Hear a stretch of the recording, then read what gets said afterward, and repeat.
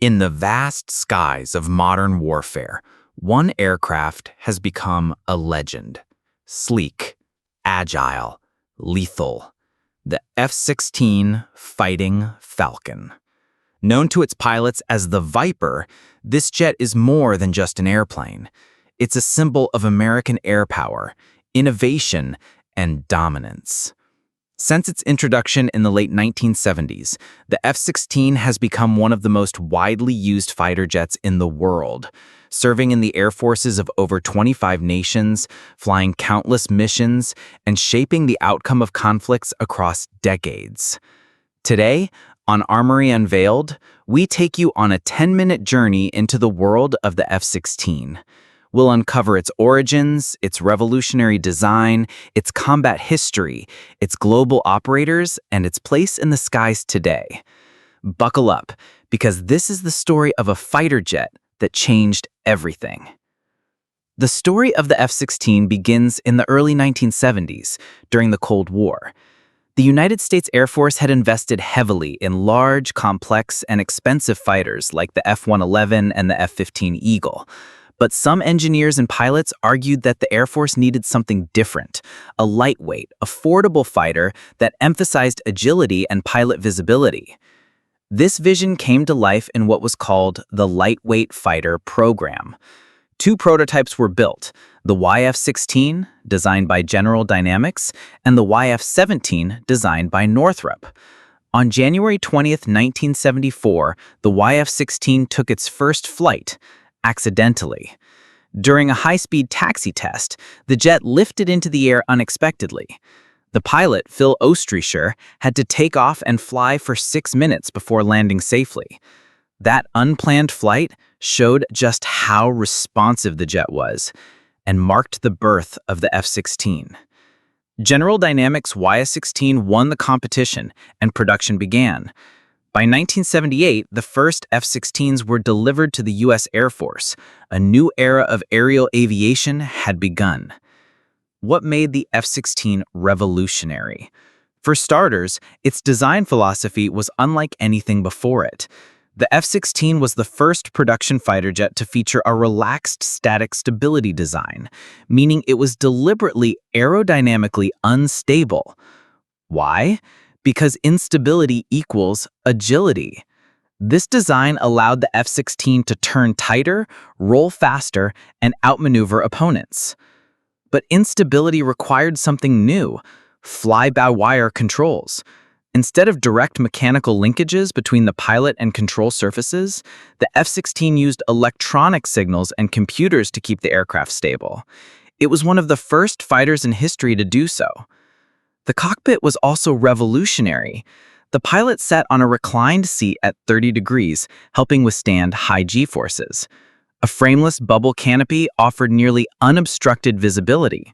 The side stick controller mounted on the right armrest gave the pilot better control during high G maneuvers.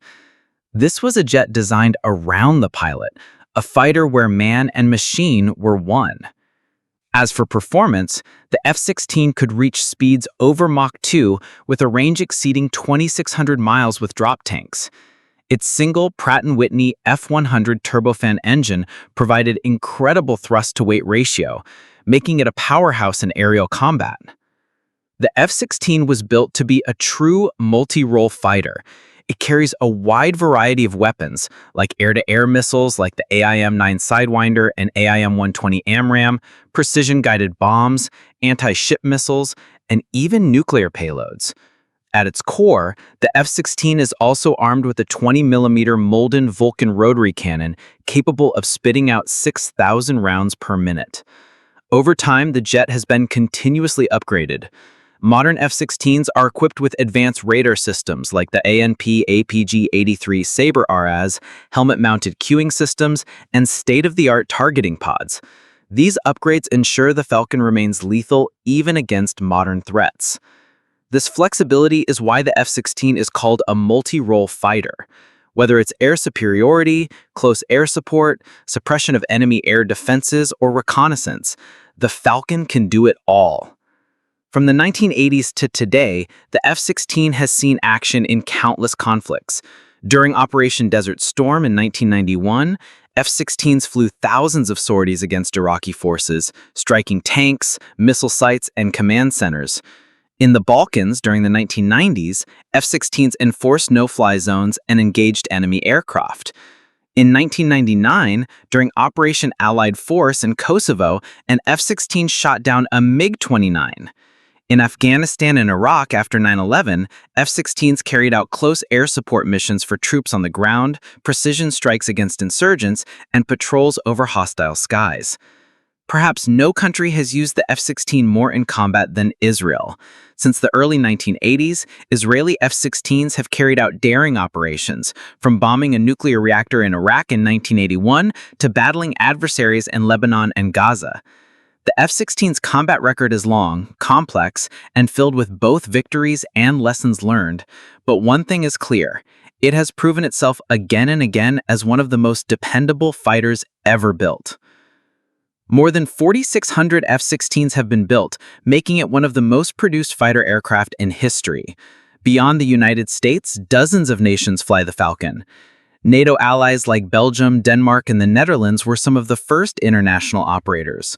Over the years, countries from Poland to Turkey, South Korea to Singapore have adopted the jet. Each nation has customized its F-16 fleet to its own needs, with unique upgrades and weapon packages. For smaller air forces, the F-16 is often the backbone of their entire aerial defense. For larger air forces, it remains a critical part of their fighter mix.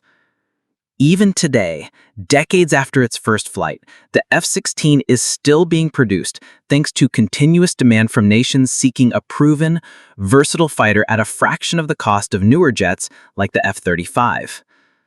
Over time, the F-16 has evolved through countless variants.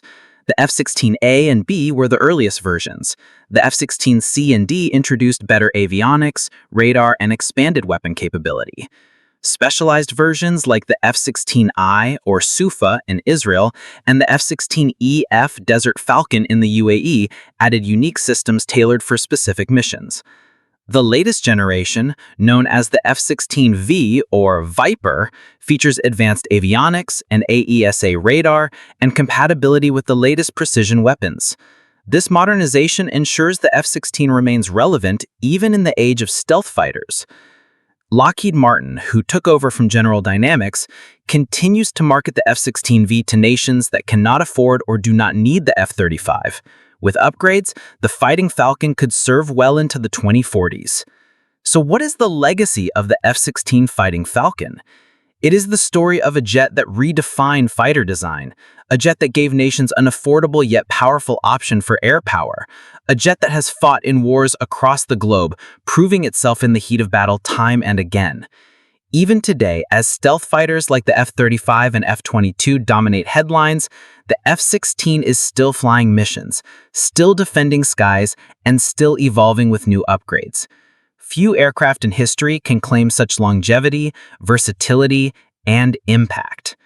The F-16 Fighting Falcon, born from the vision of engineers who dared to think differently, tested in the crucible of combat, and trusted by pilots around the world. It is not just a fighter jet, it is a legend. And that is the story of the Viper. This has been Armory Unveiled. If you enjoyed this deep dive into the F-16 Fighting Falcon, don't forget to like, share, and subscribe for more explorations of the world's most powerful weapons and military machines. Until next time, fly safe and stay sharp.